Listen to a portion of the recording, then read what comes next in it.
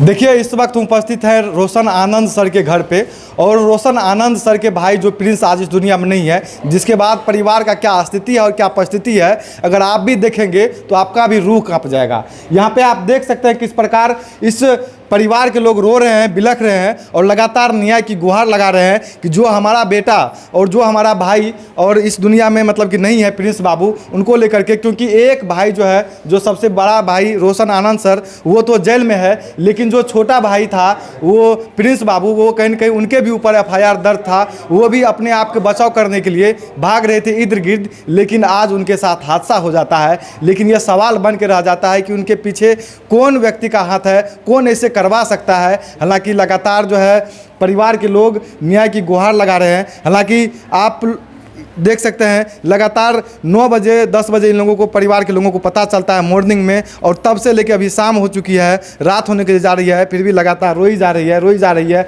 यहाँ पे आप देख सकते हैं, यहाँ पे अड़ोसी पड़ोसी की महिलाएं हैं, वो लोग इस परिवार को देखने के लिए आए हैं। हालांकि रोशन आनंद सर वो कहीं न कहीं दरोगा के फैक्ट्री के जाने वाले वो थे और कहीं न कहीं बहुत ही मेहनत करके, स्ट्रगल करके वो एक मुकाम हासिल किए थे, जो आज सबको चकनाचूर कहीं न कहीं देखने के लिए मिल रहा है। इस चीज़ों को लेकर के इस पंचायत के लोग नहीं, बल्कि इस इलाके के लोग, इस सीमांचल के लोग जो है मर्माहित है इस चीज़ों को लेकर के। ज़्यादा नहीं आप बात कर सकते। आप कौन है? आप कुछ नहीं बोल सकते हैं। ये कौन है? अच्छा, माँ है। ये रोशन आनंद सर की माँ है और आप देख सकते हैं किस स्थिति से बेचारी ये गुजर रही है। एकदम निःशब्द हूँ इस चीज़ों को प्रकट करने में या आप लोगों को बताने में कि माँ जो है किस स्थिति से, किस परिस्थिति से गुजर रही है। आप देख सकते हैं रोने के अलावा इस बेचारी के पास कुछ भी नहीं बचा हुआ है। सब कुछ छीन चुका है, सब कुछ बर्बाद हो चुका है। और कहीं न कहीं एक बेटा तो जेल में है, एक बेटा वो अभी इस दुनिया में नहीं है। हालांकि यहाँ पे SK सर झा भी यहाँ पे कुछ देर में आने वाले हैं, तो उनसे भी हम बातचीत करने का हम प्रयास करेंगे। तमाम मुद्दों को कहीं न कहीं आप लोगों के बीच रखना। सर ये तो लगातार रोई जा रही है, कब से रो रही है इनकी माँ? इनकी माँ को जब से जानकारी मिली उस समय से तो माँ उनकी बेचैनी है और दांती लग रहा है।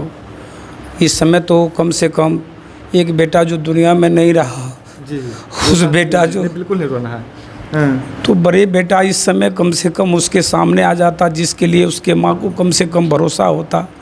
हम तो सरकार से भी गुहारी लगाएंगे कि इस समय जो प्रिंस दुनिया में नहीं रहा, तो रोशन बाबू कम से कम कल तक में माता की सामना आ जाए, जिससे कम से कम माता उनकी पुत्र को देख करके भरोसा में आ जाएंगे।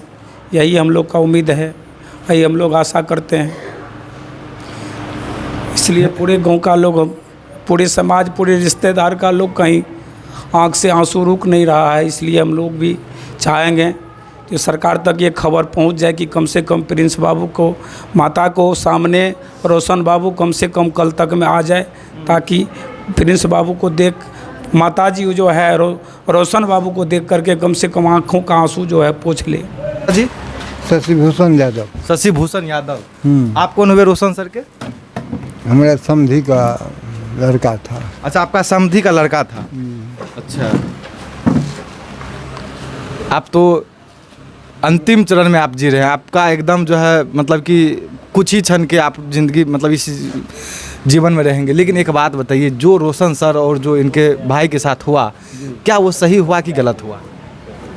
ये तो साफ गलत हो गया है। कैसे गलत हो गया अंकल? कैसे गलत हो गया? वो कोई भाग करके नुका रहा है किसी घर में, उसको मार दिया जाए तो गलत हुआ कि सही हुआ? हम जो यहाँ आए हैं, हमको मार दे यहाँ पर, तो गलत हुआ कि सही हुआ? हमारा घर पड़ता है मधेपुरा जिला जी, टेंगरहा गांव पड़ता है जी, लेकिन संबंध का लोग था। हम तो बहुत नहीं आते हैं जी, 5 साल पर आते हैं, 2 साल पर आते हैं। लेकिन ऐसा था कि उस बहुतों को, गरीब को, बच्चा को संभाल करके पढ़ा रहा था। बहुतों को नौकरी भी हुआ है, इसीलिए हम उसको अच्छा जानते हैं। और कमा कर तो हमको नहीं देगा। जी, बिल्कुल। कमाता है तो अपने माँ बाप के लिए। ये घर बनाया अपने लिए, हमारे लिए तो नहीं बनाया है। लेकिन संबंध का लोग था और जानते हैं कि इतना वो गरीब लोगों को, बच्चा को वहाँ पर रख करके पढ़ाता था। देखिए